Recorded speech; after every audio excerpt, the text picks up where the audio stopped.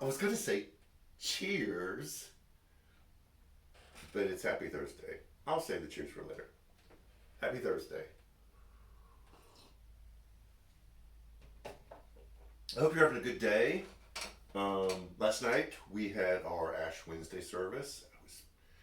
Those are just always such powerful, meaningful times of like quieting ourselves and doing some introspection and some not some work just in the service, but committing ourselves to 40 days um, until Easter. If you weren't able to attend, it is available on Facebook.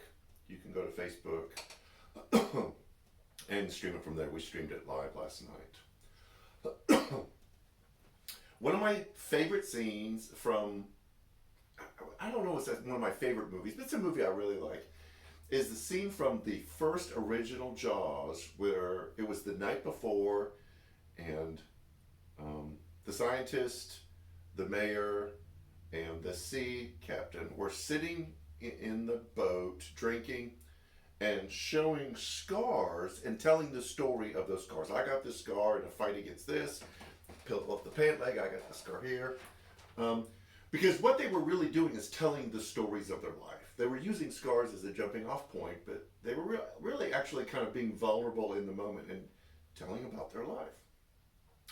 I'm sure you have plenty of scars. I've got them too, but this one here is particularly interesting. I've got one on my chin. I have to be very careful when I shave because it's super easy to nick. Um, I won't go into a whole lot of detail. I may explain a little on Sunday morning. That'll be a way to sing. I was in a riot at a school where the National Guard was called out. And I was hit here with a Coke can filled with sand. And it split me wide open. I've got other scars too. But that happened when I was, I don't know, freshman, sophomore in high school. And I still have the scar and it still tells a story.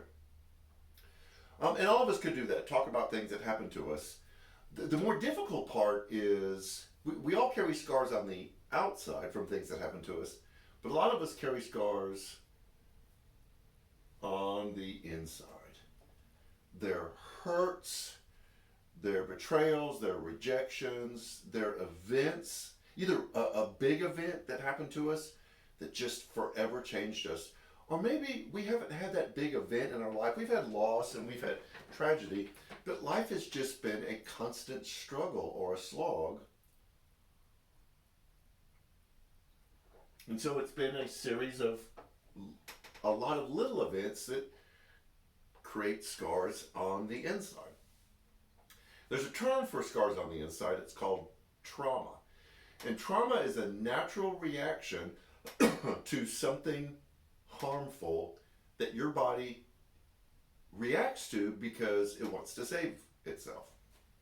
Classic example is you're cooking in the kitchen, you accidentally cook something a little too hot or a little too long, and the smoke alarm goes off.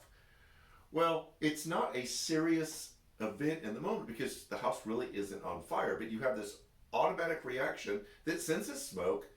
And so inside of you, there's this, find something. And you're blowing on it, you've got a dishcloth, you're doing something to try to clear it out so the smoke alarm stops that shrill noise.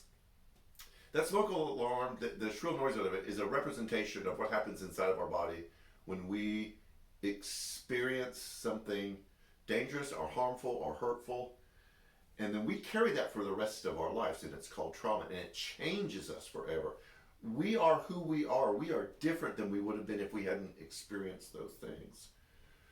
And they keep us from living life the way we were meant to and to its fullest.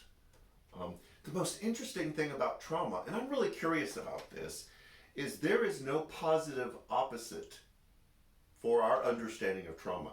We have negative events that happen to us that create this long-lasting just hurt within us. But there's not an equivalent on the other side where we have this just unbelievably great, fantastic event that happened to us in our past, and we carry that goodness. So it says something about harm and hurt and brokenness.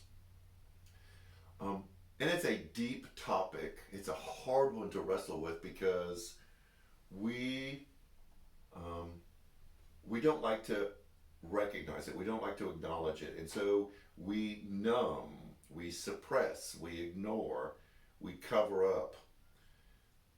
And we have running in the background of us this hurt, this trauma that we don't want to deal with and we don't know how to deal with. We're afraid if we look at it, we'll get stuck. I'm going to let that sit.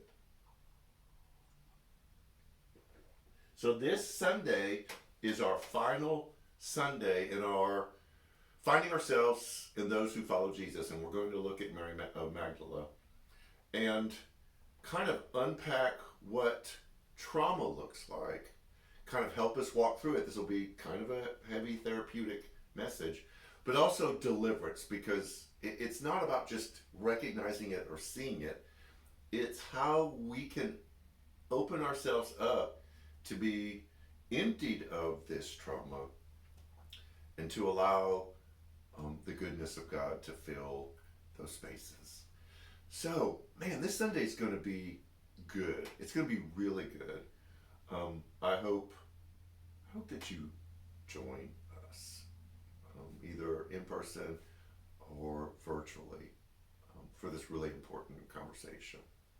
A couple things to remind you. First of all, thank you to all of you who helped make Fat Sunday just absolutely fantastic. We had a great time, a great turnout. You've seen all the pictures, they've been posted. There were a lot of people who put in work behind the scenes to make it happen, and I can't express our gratitude enough. This Sunday is our food pantry. We will have cars lined up in the parking lot where we give out perishables to a lot of families who are in need. If you're watching this and you know of someone who's in need, have them show up here. We start handing out food right after worship ends, and you can line up, save your space in line, and then come in and join us for worship. We're seeing more and more people do that. They'll come in and worship with us, then they'll go back to their car, and you won't miss out on getting food. So that's this Sunday. We've got Man Cave coming up Monday. We've got Women's Bible Study that's growing. It's really exciting. And then two other things to bring your attention to. April 1st, we have a church-wide work day. We need to do some work on the outside, and there are several areas on the inside that we need to give some attention to. We did this back in the fall to make way for the Exceptional Way, so we could clean out spaces that they could use, and we're going to have another one on April 1st.